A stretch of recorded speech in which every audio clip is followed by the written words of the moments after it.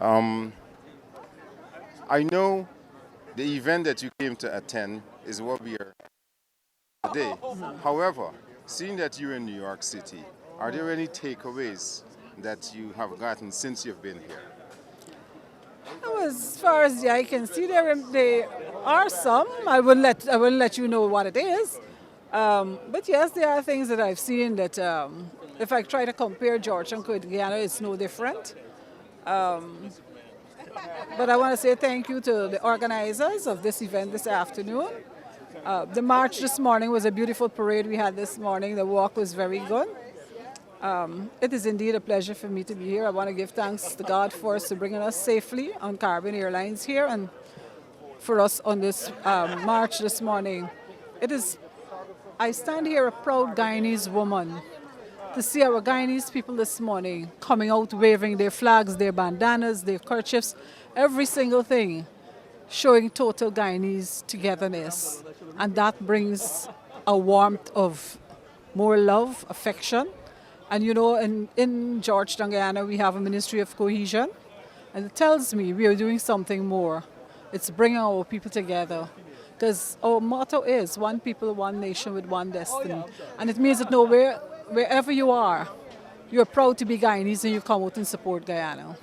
And so that this morning, and my presence here, is indeed something that I will be able to tell to my grandchildren and great-great-grandchildren. It was indeed a pleasure for me to be here. So you're saying, based on the cohesiveness that is being promoted in Guyana, when you were in the march this morning, that was reflected in the grouping that you saw? Of course, Okay. of course. Look, you just use your own eyes and see. Look around and see. I mean, Guyana is one of the best countries in the world. I'm proud to be Guyanese, no matter what. We've got our challenges like every other country, but together, with our leader David Arthur Granger, we can move those challenges and become the best in the world. No, you're talking about challenges. What are some of the challenges that you face right now as mayor of Georgetown, and how do you intend to approach those challenges? Well, as mayor of Georgetown, of the three major challenges I have is solid waste management, drainage, and finances. But you would have seen since my mayorship, we have had a great improvement in solid waste management in Georgetown. We have really done a great job so far. The team has done a great job so far. We still have the challenges of drainage. You know, as I said, Georgetown is below sea level. Whenever the rain falls, and we operate with a coca system where the tide. That is one of our challenges. And then we got the challenges of where people build over the drains, cover up some of the alleyways. We have got, and this is political, may sound political, but we have got 23 years prior to our involvement in government to clean up, where persons were allowed to do all sorts of lawlessness. The law did not apply to some people in the last regime. And so now we have got to come and clear that up to move forward. And those are one of the greatest challenges that we have. Okay. You spoke about the finances. Now, I know there was an influx into the city's coffers because of some of the tax collection and the amnesty program that you have. How is that coming along, and do you seeing the coffers being built up more?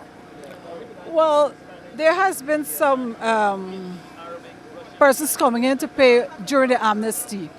But remember, we are paying taxes on a property valuation that was done since in the 80s, the 90s, and you have big buildings in the city of Georgetown paying $16,000 a year. You have a building paying $1,200 a year.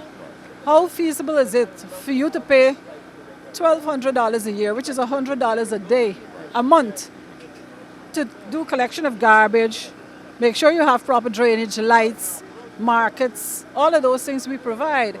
And so it is a challenge. We have got to do better with our collection of rates and taxes, and we are trying to do that. We are reaching out to the citizens, but we have to do a proper revaluation of properties in the city of Georgetown to really get the kind of money we want. But we have been working along with the private sector asking them to ask the business people to come in and pay because they owe us. The citizens owe us, and there may be other challenges that they are facing. But we, unlike other entities where you could cut off water, cut off lights, we can't cut off anything.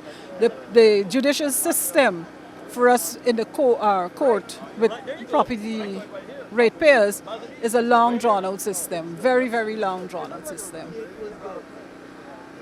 Obviously, the city needs money, and because the legal system is long and drawn out, do you think you can come up with any kind of a process here where you can circumvent the legal process so that at least you can get an influx of money? Because obviously, as you have stated, these properties have been valued for a very long time now at the rate that they're paying today. And obviously, since then, a lot have changed, and the taxes should be more. But what do you think that can be done to get those big businesses at least to circumvent the process so that this long legal process that you have to go through in order to bring things to a steady state, what else do you think you can do in order to get those funds? Well, we are in discussions with the legal people to see how best we can fast track the process. I don't know if there's a way to fast track it, at least have a particular court maybe set up to deal with those matters. We are in discussions for that. And beyond that, the city also has the authority for earning and looking at new revenue bases. We've been looking at that. Again, there's a challenge with that. You would have seen it with the parking meters, you're seeing it with the container fees. And so, Georgetown is on the move. Despite our challenges, the little that we have and the cooperation we'll be getting from some of the citizens and some of the business people, not all of them, we'll be able to move. We're going to be moving forward. We are going to move forward. But I hope that every single one could understand that Georgetown is ours. You need to pay your taxes. That's your corporate responsibility, to pay your taxes and make sure that you get the services that you need. Because we're paying the tax. Even though you're not paying taxes, I still have to provide the services for you. I can't withhold the services. Okay, Mayor Green, thank you very much for speaking to HGTP at the Brooklyn Museum in New York City. Thank you very much. Okay. This is Bob. Oh, hi, I'm Barbara Athley. I'm the Consul General for the Cooperative Republic of Guyana here in New York. And today we are still celebrating our 52nd independence anniversary here in New York. And we are at the Brooklyn Museum where earlier this morning we had a parade of Guyanese through the streets of Brooklyn. And we are now preparing to move into the Unity concert. I think this is a very important occasion for the Guyanese, where we can showcase what it means to be Guyanese here in New York and in Brooklyn specific, and for us to see how we as a people we can come together and to showcase our Guyanese culture, our Guyanese art, and to demonstrate the unity here in New York. You want? Yeah, I know. That's not. Okay. And it should be known that this is just one of the many activities that we had in New York.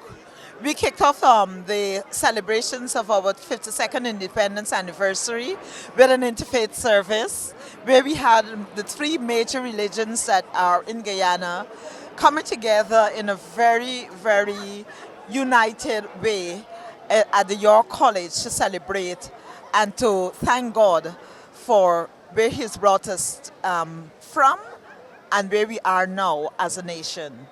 And that was followed by a flag raising and reception at the Brooklyn Borough Hall, where for the first time our flag was hoisted on that building in Brooklyn, the Borough Hall, and the president of the Borough Hall himself was there. Our second vice president and minister of foreign affairs, the Honorable Carl Greenwich, attended that, and he addressed us at that event. We are going to have other activities. We have on the 15th, we have the Guyanese Award ceremony hosted by the Tri-State Alliance, and there will be a gala by the Guyana Unity Movement. So I was going to say continue. You can just Eh? hold the mic. Right Close. here. You Right had it here. right the first time. Yeah. Yeah? Okay. So we could You see your lips. hide. She hiding my sexy lips. Yes, yes. So, and we hope to replicate this and to celebrate our Guyanese independence in New York in a meaningful way and try to cater for all segments of our Guyanese community.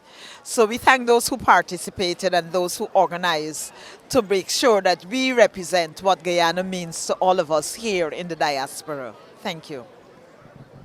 How do you feel today? Right now, Yes. cold. Cold. Wow. But I'm Things are happy, right? I'm happy to see that we're about to start. And, people will be able to have an enjoyable afternoon, celebrating our culture. Yes. This is very important. So even though there's a little bit of discomfort because of the weather, I'm glad that people are here and they're starting to get some of the programs that they came to see. Yes. Now tell me something about some of the works that you do. Well, I'm the cultural director of the Guyana Cultural Association of New York. We're a not-for-profit organization. This is our 17th year, and we host the Guyana Folk Festival. Now, the Guyana Folk Festival season consists of a number of events, starting on July 2nd with our summer workshop series. Now, this is open to kids, not just Guyanese kids, Caribbean kids too, from 6 to 14 years old. And you have some of our best in the community come to teach and volunteer their time to teach dance and music and performing arts. Kids are able to understand a little more about their culture because that is something that's important for them for everyday life. They're in a society where they're bombarded with the American culture and other from other countries as well. And if they don't have grounding of their own culture, then sometimes they get lost. So you're here to ensure that kids of Caribbean descent stay in their own cultural lanes. Yes, yes. It's important for their own welfare because sometimes, there are kids who are born here, Yes. their parents are Guyanese or from the Caribbean, but they've never been back. They have not been exposed to what we have. And so the American culture is all that they know. In their homes, they might hear about, different things. Of course, they'll eat the food and all of that, but to get a better understanding, that's what we do at the Guyana Arts and Culture Center. Okay.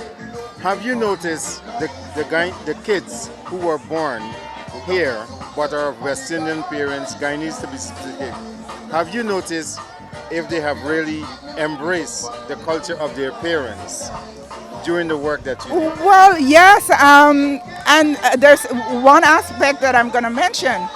We do dance, and of course, we teach them, different type of folk dances. And our kids learn masquerade. And they have been invited to perform at a number of events. Whenever the borough president has an event, they're there, and they're excited. They're always excited to perform. So once you expose them to it, then they're excited about it, and they like to sing our folk songs. Yeah. Well, Mrs. Goring, I am very glad to hear that you are working to make sure that Guyanese kids that are born outside of Guyana are being taught their culture. And thank you very much for speaking with HGP TV today. Oh, I'm happy to be doing this, and also to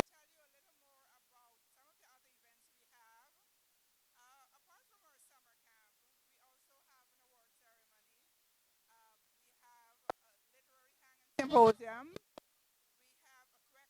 under your belt? 3 and 1 fully published. And one doing fully the vote, published. yes. Okay, doing the The vote is on domestic violence, which is right now what I'm advocating for. Because the thing about domestic violence is not just women. It's not just women. It's also men, and it's being glossed over when it comes to the male aspect of it. So that's where my strength is, because I want people to know that men are also abused. But as a man, it's a quiet situation. As opposed to a woman, it's loud. So that's my endeavor right now. It's interesting that you said it's being glossed over, because anytime you hear domestic violence, as you correctly stated, it's men abusing women. But right? it's also vice versa. And it's also in the reverse. Yes. Because a lot of men are being abused. And because of this macho image, nobody's taking the time to see what is going on. And believe it or not, that leads to suicide. So you're saying it gets pushed in the back burner? It's behind the back burner. It's in the back burner. And I want people to know that this is a very prominent situation. Vice versa. But the people that suffer most of all are the children in domestic violence.